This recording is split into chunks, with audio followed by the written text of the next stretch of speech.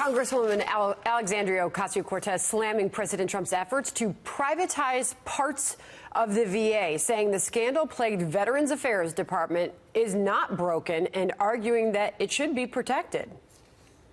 They're trying to fix the VA for pharmaceutical companies. They're trying to fix the VA for insurance corporations. And ultimately, they're trying to fix the VA for a for-profit healthcare industry that does not put people or veterans first. Joining us now, Dan Caldwell, Executive Director of Concerned Veterans for America. Dan, good morning to you. And for those who couldn't really make out what she said that the VA is not broken. It offers some of the highest quality care out there. She quoted her parents saying, if it ain't broken, don't fix it. To her, you say what? First of all, I think she's really off base.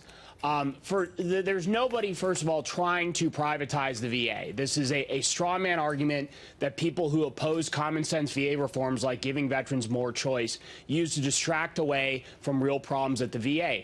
In many cases, yes, the VA is performing well. It is giving veterans high quality care. But in other cases, they aren't.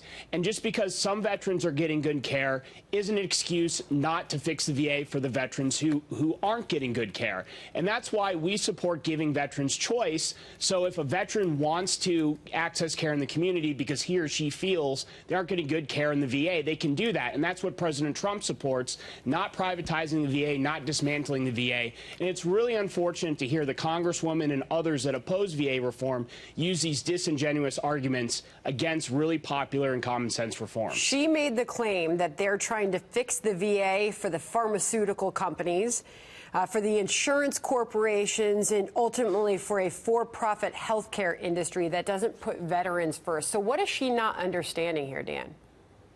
Well, I just think that is really missing ultimately what the Trump administration is trying to do. Through legislation like the VA Mission Act, they're trying to put the veteran at the center of the VA, not the bureaucracy. And at the end of the day, giving veterans choice will force the private sector and the VA to compete for veterans. This will give veterans the power to choose. And in many cases, some companies, some major insurance companies or major healthcare companies wouldn't like that. They'd rather just get a contract through the VA and force veterans to go to them, or others would like to force veterans to go to the VA. Giving veterans choice gives them power and ultimately forces the private sector and the VA to improve. So how is the Mission Act going? How are the efforts to reform the VA? How are things going, Dan?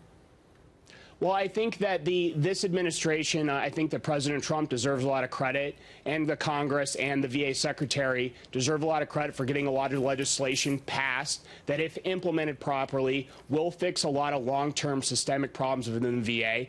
The VA Mission Act is an important piece of legislation, and currently the administration is in the process of implementing it. And hopefully on June 6th, we'll have a new VA community care program launched, which will give veterans more choice and more control over their health care. However, you're seeing more people like Congresswoman Ocasio-Cortez in Congress and outside trying to stop that bill and stop the implementation of it and keep veterans trapped in many cases, failing VA hospitals.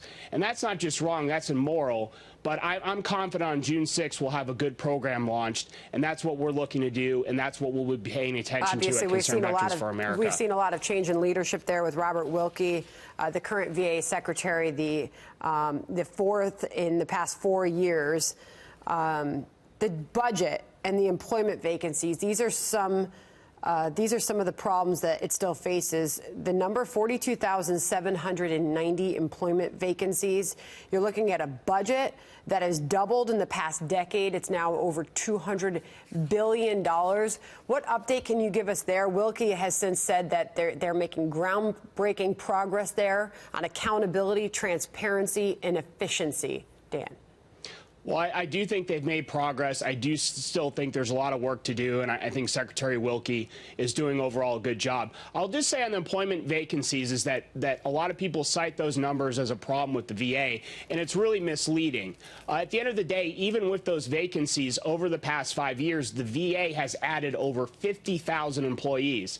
And they have a lot of those vacancies because the VA and Congress keep creating jobs that they either don't need or can't fill. For example, the Washington, D.C. VA. I talked to the former director a few months ago, and he said on paper he had about 500 vacancies, but when he dug down and looked at them, he really only needed about 5 to 10 of those jobs. So those numbers they throw out are really misleading, and at the end of the day, the VA has gotten a tremendous amount of money from Congress. They've gotten a tremendous number of staff. The VA is actually now bigger than the active duty Navy. So this isn't a resource issue. It's a structural issue. It's a policy issue. And at the end of the day, it's an issue of whether or not we're going to give veterans more control over their health care and allow them to choose. I think we can all agree on one thing, and we want the best possible care for our veterans, and we want to put them first. Dan Caldwell, we appreciate you coming on this morning. Thank you.